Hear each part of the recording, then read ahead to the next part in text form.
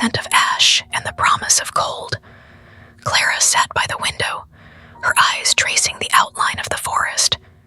It was her first time here, this isolated cabin, a weekend getaway to escape the noise of city life. The brochure had promised peace, a retreat from everything. Yet, as the evening deepened, the silence grew heavier, almost suffocating.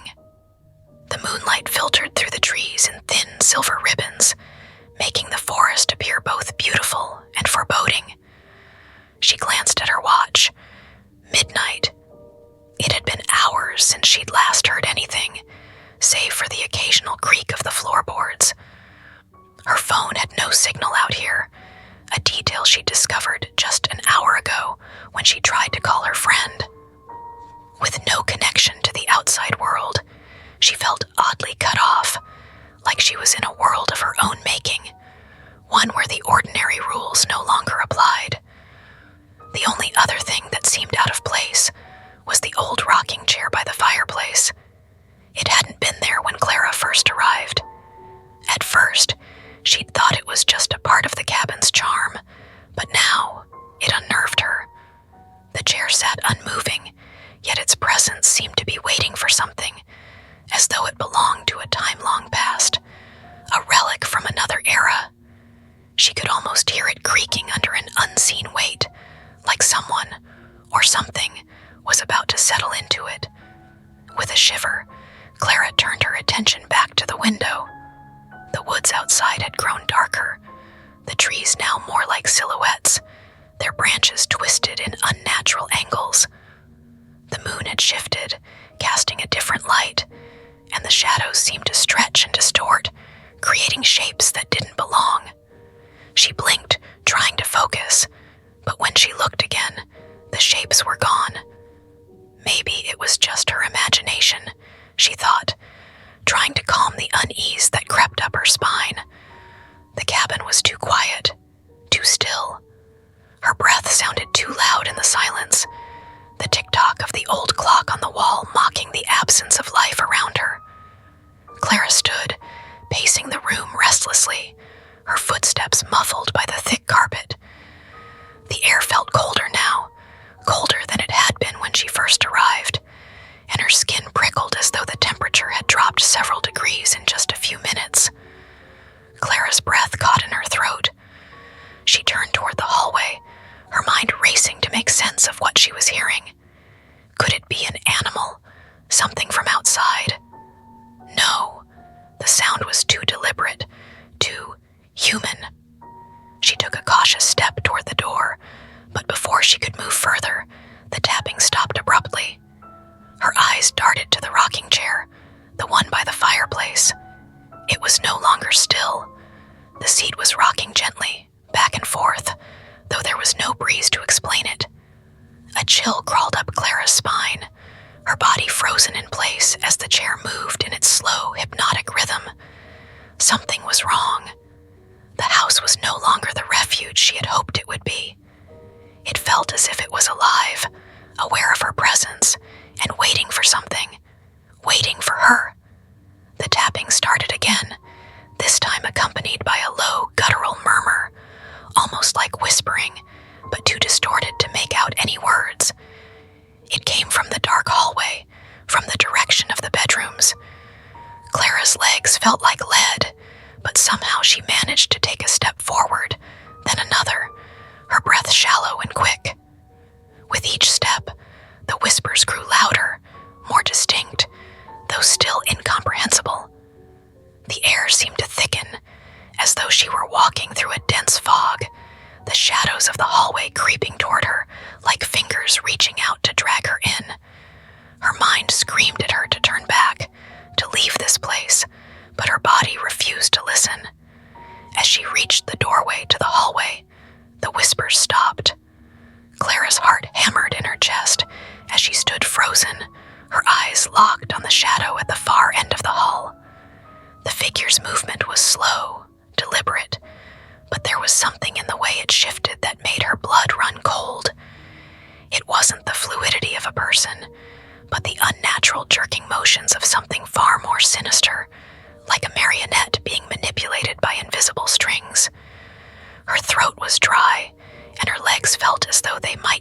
beneath her at any moment.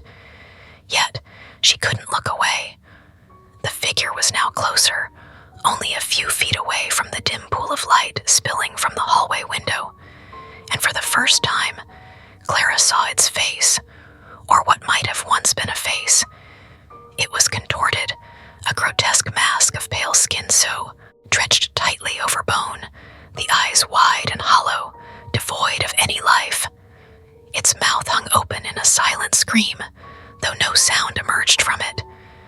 The figure's movement faltered for a split second, then continued, each step now more rapid, the jerking motions more erratic.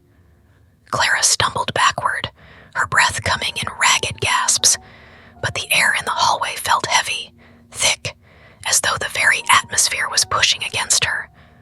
The walls seemed to close in, the shadows around her stretching and twisting, as if the house itself was alive, watching, waiting.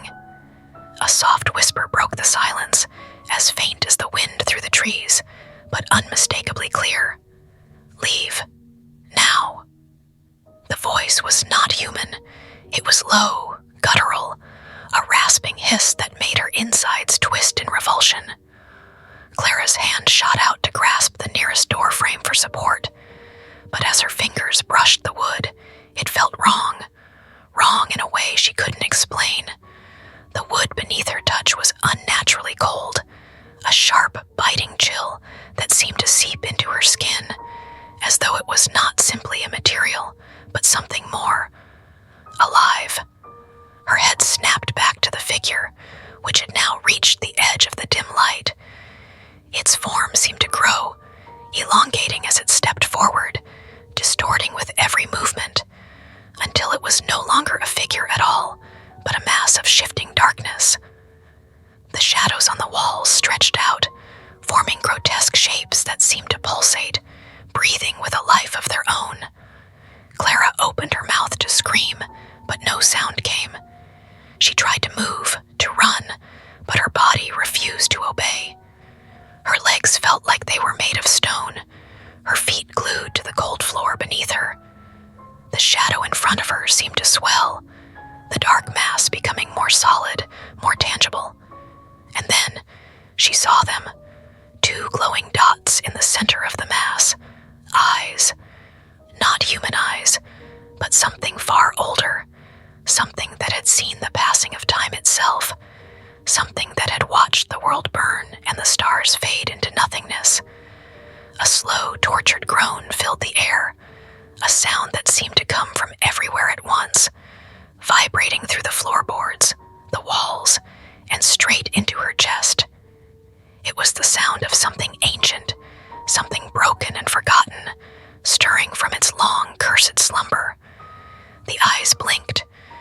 The sound of the blink was like the creak of rotting wood, the whisper of 1,000 voices dying in the dark. Clara's chest tightened, her breath shallow, as the mass before her seemed to split, revealing more of the horrific figure beneath. The air around her grew thick, oppressive, as though the house itself was inhaling, gathering all the fear, all the despair into itself. The voice was no longer just one, but a chorus, a multitude of voices layered over each other, all speaking at once. They were coming from everywhere, from the walls, the floors, the very air she breathed. Each whisper was a breath of cold wind on her neck, each word a phantom touch that crawled beneath her skin. Clara's head snapped toward the rocking chair, where the figure still sat, unmoving, its glowing eyes now fixed on her. She could hear it breathing, slow, ragged, like something dying. And then, as if in response to her fear, the chair began to rock faster, its creaking echoing through the house, louder, sharper. The whispers grew frantic, growing louder, overlapping in a cacophony of voices that made her head spin. She felt the first tear in her vision, a crack in reality itself, as the walls seemed to melt and twist, pulling the shadows closer. Something ancient, was reaching out, pulling her in, and she could no longer tell where the house ended and the darkness began. Leave. The voice was clear now, stronger than before. You should have left. But Clara couldn't move. The chair rocked violently now, the sound reverberating through her bones. The eyes, those terrible eyes, locked onto hers, and for a moment, everything else disappeared. The darkness swallowed her, the house groaning under the weight of its own curse. Then, in a final breath, everything went still. The shadows receded, the whispers faded, and Clara was left standing alone in the dark. Dead silence. Clara hesitated for a moment, then stepped into the darkened corridor. The door behind her clicked shut, and she startled, turning around to see the empty room where she had just been. She tried the light switch, but the bulb flickered and died before she could even see if it had worked. Only the faint glow of moonlight filtered in through the small window at the end of the hall, and there, just barely visible in the dim light, was a shadow. A tall figure, standing motionless at the far end. Clara's blood ran cold. The figure wasn't human. Its shape was wrong, its outline distorted in a way that made her eyes water just to look at it. Then, without a sound, the figure started